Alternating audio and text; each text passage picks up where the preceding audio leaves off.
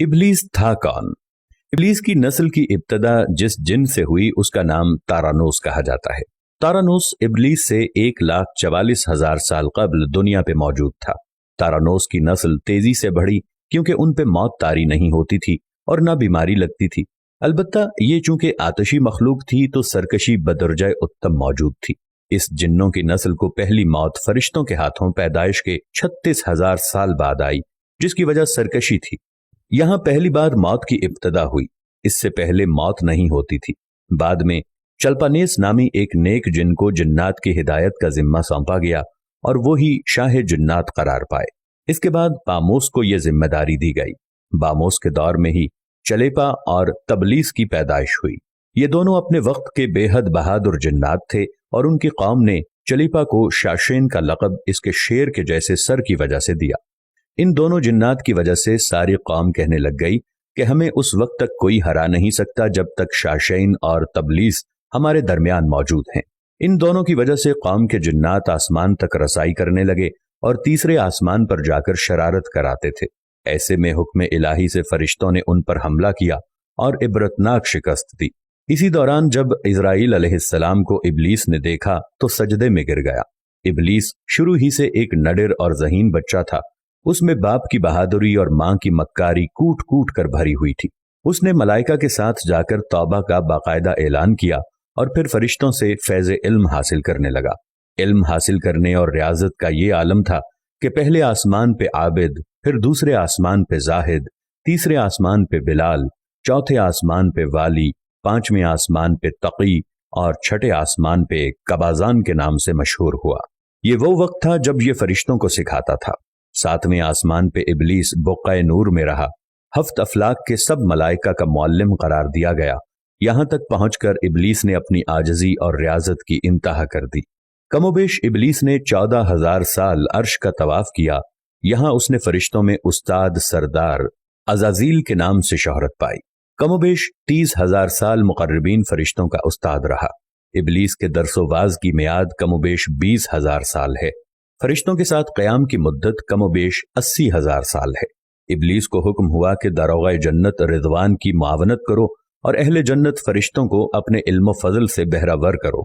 यूं इब्लीस को जन्नत में दाखिले का परवाना मिल गया और जन्नत में भी अपने इल्म से दारोग़ाए जन्नत रिज़वान को सैराब किया और यूं जन्नत और रिज़वान की कुंजियां इब्लीस के पास रहीं।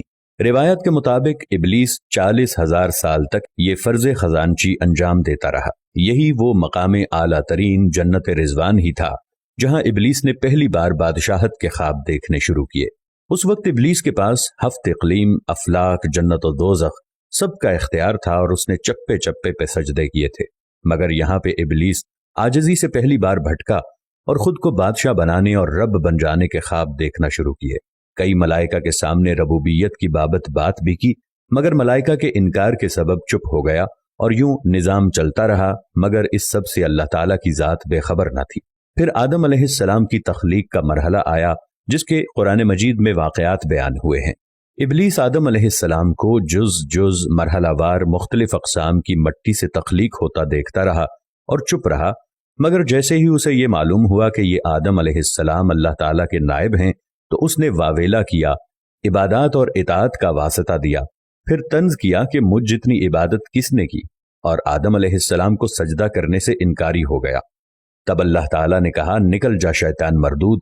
लानती करार पाने के बाद इब्लीस ने अपनी इबादत और रियाजत का रब्बे करीम से एवज मांगा, जिस पर अल्लाह ताला ने इब्लीस को एक वक्त मालूम तक मोहलत फराहम की, जिस पर इब्लीस ने औलाद आदम को सिराते मुस्तकीम से भटकाकर अपना पैरोकार बनाने का दावा किया, जिस पर रब्बे करीम ने फरमाया कि जो मुत्तकी और परहेजगार होंगे तो उनको गुमराह तू नहीं कर पाएगा। इब्लीस के इस लानती काम में उसके 5 साथी हैं। नंबर 1, सब्र। इसके इख्तियार में मुसीबतों का कारोबार है, जिसमें लोग हाय वावेला करते हैं, गिरेबान फाड़ते हैं, मुंह पे तमाचे मारते हैं और जाहिलियत के नारे लगाते हैं।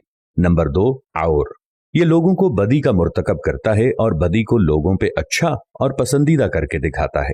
नंबर 3, मसव्वत। ये किज़्ब, झूठ और दरोग पे मामूर है, जिसे लोग कान लगाकर सुने।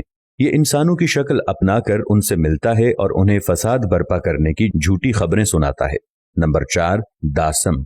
ये आदमी के साथ घर में दाखिल होता है और घर वालों के ऐब दिखाता है और आदमी को घर वालों पे गजबनाक करता है। नंबर 5, ज़कनियोर। ये बाजारों का मुख्तार है। बाजारों में आकर ये बददियानती के झंडे गाड़ता है, बाजारों में बुराइयों और फहाशी पे वरगलाता है। इबलीस का आदम अलैहिस्सलाम को सजदे से इनकार का जिजिया हसद था कि जिसने उसे मजबूर किया कि मेरी जगह आदम यानी खाक को क्यों मिली। ये उसका जिजिया तकब्बुर और गुरूर था कि मैं आला हूं, और उस एक सजदे के इनकार की बात नहीं थी। बात इताअत से सरकशी की थी, शिर्क की थी। इबलीस ने दिल में खुद को रब मान लिया था।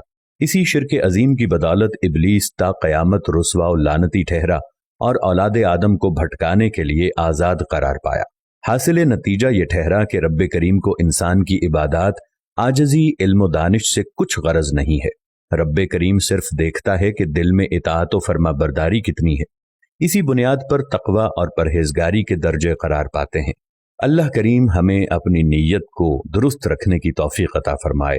आमीन या रब्बल आलमीन।